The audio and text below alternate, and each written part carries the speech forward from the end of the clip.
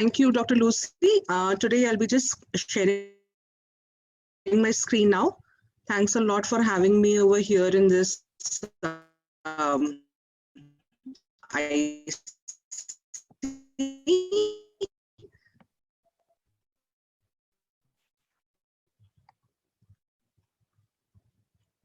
on the importance of personality in choosing premium lenses.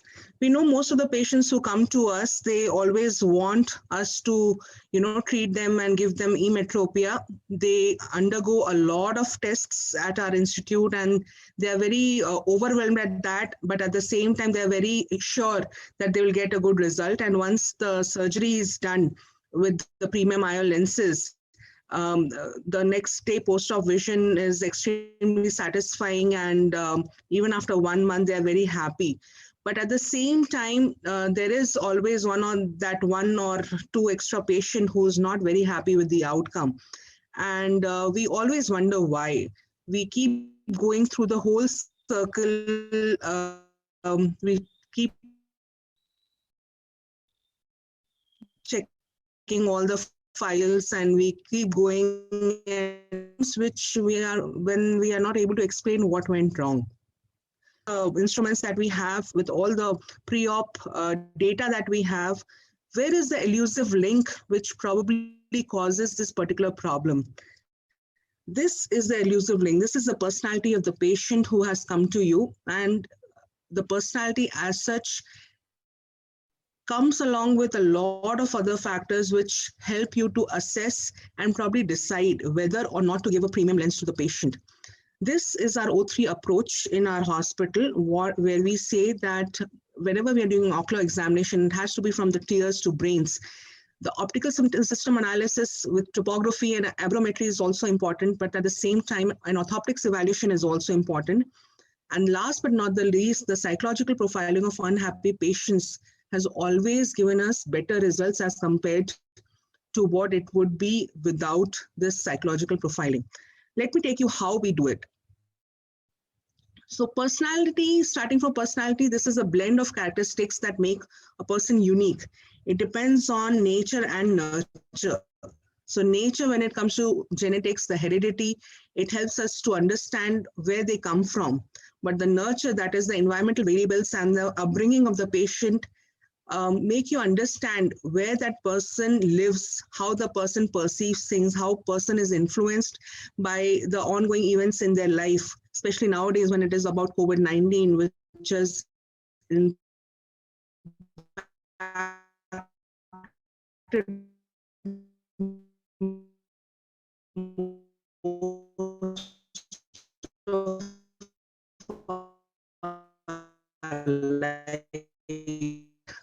instead to understand the use of personality questionnaire, and years ago, that is in April 2003, a keratoconus myopia and personality paper was published in Cornea, which studied, and this indicated that there is little evidence to suggest that keratoconics patient differ significantly personality from a group of moderate to high myopes who also depend on contact lens correction for distance vision. Similarly, in Journal of Glaucoma, we had up to once daily prostaglandin analog medication in glaucoma. So these particular papers also help us to understand that personality questionnaires are not new, and they do help you to understand what and how and when you should administer study in personality in uveitis in 2016. And this paper was published in Journal of Ophthalmic Inflammation and Infection, where we found that an association between organized personality type and uveitis is present, and a calm personality and HLA-B27 related uveitis warrants further studies to understand the complex mechanism of psychoimmunology in uveitis. With this paper, we also wanted to understand which personality questionnaire would be helpful for us in assessing IOL patients, patients who are going for cataract. And with this personality, we found that there is a particular paper called IceNeck Personality Questionnaire, which has 57 questions with yes and no answers, where 24 of them stand for neuroticism and 24 of them stand for extroversion and 9 for a lie score. We all know what is assertive and their very positive. But neuroticism is basically an emotionality which is characterized with high level of negative affect, such as depression and anxiety. According to Eysenck's theory, is based on activation thresholds in sympathetic nervous system or visceral brain. This is a part of the brain that is responsible for fight or flight response in the face of danger. Neurotic people have low activation thresholds and are unable to inhibit or control their emotional reactions, experience negative effect on very minor stressors. At the same time, when we talk about people who have the tendency of lying, it basically measures how socially desirable you are trying to be in your own answers. According to this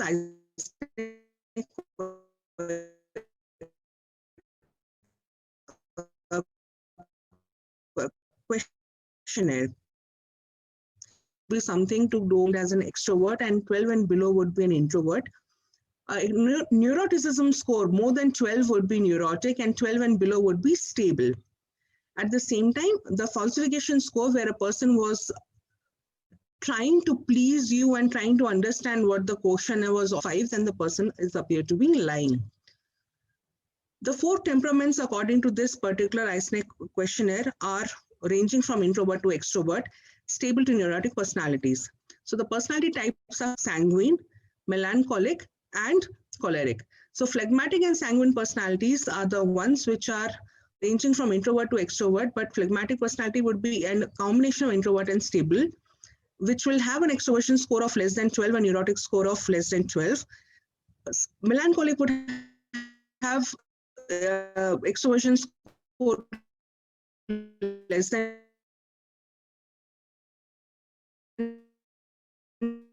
12, but which is a personality which is the more problematic. The phlegmatic personality is likely to be calm, cooperative, and agreeable. Sanguine personality is likely to be cheerful, energetic, and optimistic. Melancholic personality would be pessimistic, dissatisfied, and anxious. And choleric personality would be impulsive, aggressive, and restless. With these personality traits, what we found was that the melancholic and choleric personalities are basically red flag signs. How do we assess these patients? Whenever patients come to us in our clinics, we try to do the EPI questionnaire pre-operatively, then do the cataract surgery, and then assess the quality of life 1 month post-operatively. Now, quality of life 1 month post-operatively can be done at any stage of surgery or any surgery for that matter. But the questionnaires which are important for the cataract persons are VF14 questionnaire, NEI-FQ questionnaire, VFQ questionnaire, ADVS questionnaire, VCM1 questionnaire. It depends on which country you are in and where you are practicing, and you can base your questions according to this and understand how well has the personality worked out for you in terms of the premium IOL surgeries that you have given to the patient. The quality of life is important at different levels. For a person who loves watching TV, that kind of a vision, that kind of a assessment of the patient is different as compared to a person who loves driving after the cataract surgery. A person could be walking on uneven ground or hiking or going for bicycling or swimming. All those people have a different quality of life. So these questionnaires basically helped us to understand after cataract surgery how it has impacted them with the premium IOL cataract surgery. What is our workflow ritual? Our workflow ritual starts from the patient walking into the hospital. The hospital staff, who's the first one to greet them, notices odd behavior and impatience, which then raises the first flag. The EPI questionnaire is given to them, and if there is any person who's going into the category of liar, melancholic, or choleric patient, goes to the doctor, and the doctor actually assesses them, decides which kind of personality would that be, and then if the choleric personalities are present, then psychological illness may be a treating factor where the psychologist may be required. And melancholic personalities, we have to be very we have to have precautions with them, and counseling should be done. And if everything is normal, then you have to just proceed with the surgery. So this is what we follow. Now, what all should we see in the psychiatrist's couch? I agree, none of us are psychiatrists, at least I don't think so that we are. But at the same time, there are certain things which we need to understand what a person goes through over there on the couch. The person is assessed by how they speak, what is the flow of thoughts, what is the eye contact like, how are their interpersonal relationships, Is there any substance abuse? This is a very, very serious and a very subtle point which has to be brought about after certain sessions only. But this is something which has impacted a lot of our patients who are in the age group of refractive surgeries and cataract surgeries. And at the same time, we have to look for the clue in state of mind. If there has been any grief, divorce, or death in the family, or if the person is self-obsessed, or the person is depressed for some reason or the other. All these things create a larger impact in the final outcome of our patients. I would like to share a particular report which was published by Dr. Rohit Shetty and our group, which was published in May 2021, which was on screening refractive surgery patients. About 200 patients were assessed, and it was found that the melancholic and the choleric patients were the ones who, first of all, not only filled these patients, all of them filled the EPI questionnaire and the QIRC questionnaire after undergoing refractive surgery after 1 month. And we found that the choleric patients experienced a significant poor quality of life related to the vision compared to the 3 other patient types after surgery. At the same time, the choleric patients reported significantly higher mood disorder complaints than melancholic, phlegmatic, and sanguine. And the melancholic patients reported ocular symptoms that weren't associated with pathology or higher mood disorders. So let me bring you to the personality types per se that we have to look for. Melancholic personality types are the ones who are likely to be lonely, a little moody. They will have to have increased chair time, understanding the flow of thoughts.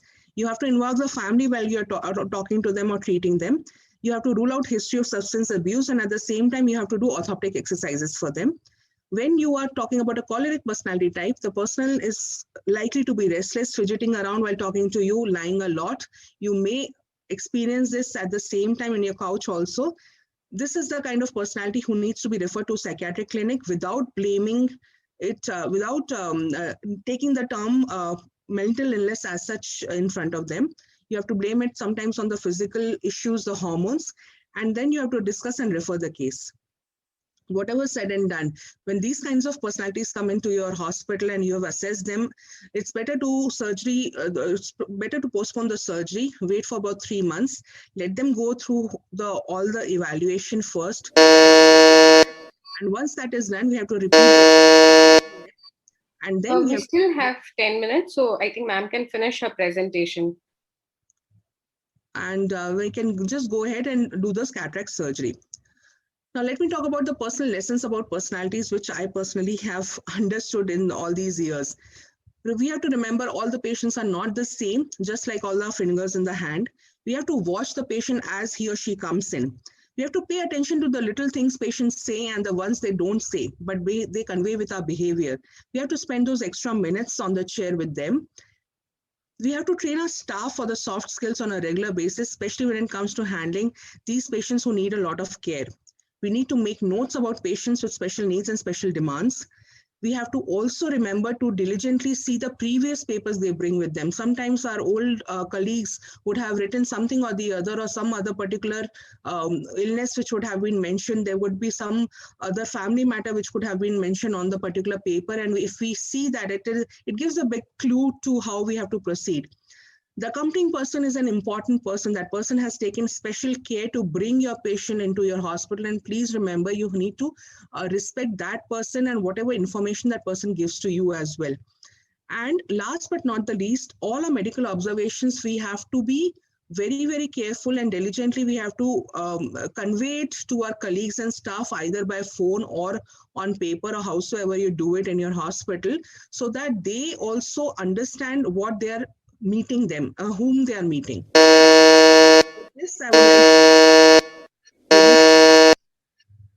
With this, I would like to thank everyone and all my colleagues in the hospital. They all come from different places and they all have different personalities, and they have helped me learn a lot. Thanks a lot, and thank you, everyone. Thank you, Dr. Lucy.